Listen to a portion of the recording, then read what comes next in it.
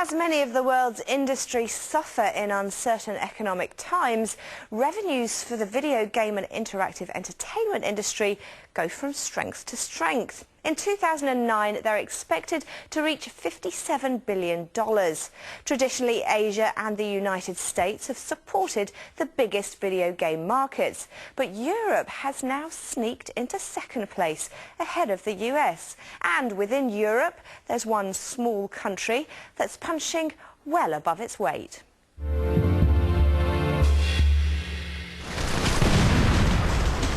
Guns, violence and mayhem. No, it's not Glasgow on a Friday night, but just one example of the product coming out of a country making a real impact in the video games industry. This is one of our high growth sectors. In terms of employment, in terms of growth prospects and in terms of international reputation, it's extremely important to us. And at the heart of Scottish gaming is the city of Dundee. For such a small country, we have an incredible amount of games companies per capita, and indeed in Dundee, I think most of the Scottish games companies are here in Dundee. Dundee has produced a very rich community of game creators and game developers, but this isn't the first time they've done it. You know, they did something very similar with the comics industry back at the sort of the middle of the 20th century. But today you'll find Dundee's real hubs of innovation at game companies like Real Time World, which employs over 200 and created the multi-award-winning title Crackdown. It's done about 1.8 million in sales, so it was one of the top titles released in 2007. You can see the guy's got a lot of awards, game development awards, BAFTAs and whatnot for the title, so it was a huge success. Earlier this year, Real Time Worlds bagged $50 million worth of venture capital from various international investors to develop further formats. No mean feat for a Scottish outfit. Real Time Worlds has attracted the biggest private sector investment of any Scottish company this year. But Dundee is also home to tiny BAFTA-winning companies like this one. Dynamo Games is a studio of 9 now. We've been going for 5 years. We mainly create mobile phone games. Dynamo's mobile games may not quite have the wow factor of a Crackdown, but it's cleverly targeted a mobile video game market growing 20% annually and predicted to be worth $14 billion globally by 2012.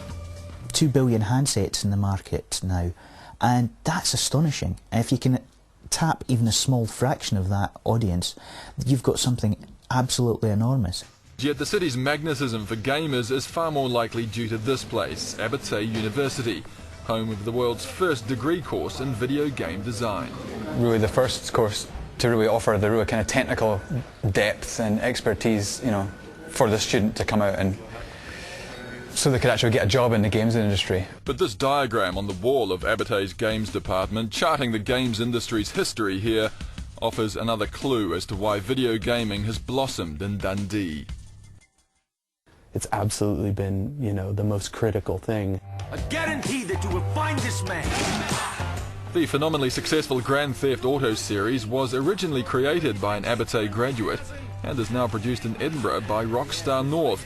Earlier this year, GTA's latest incarnation sold over 3.6 million units on its first day. In its first week, it pulled in over $500 million. GTA 4 is the biggest entertainment launch in history. It just shows you that Scotland is at the front of the industry. An industry with apparently one major strength. What drives these games in Scotland is creativity. And provided they can maintain that originality, it seems Scotland's game developers are well placed to take advantage of a market that shows no signs of cooling, given that last year's software sales in the UK grew by around 25% to over $2.5 billion.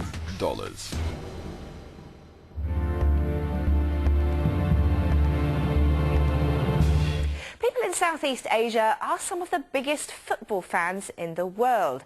But amid that sea of football fanaticism is an island of interest in basketball.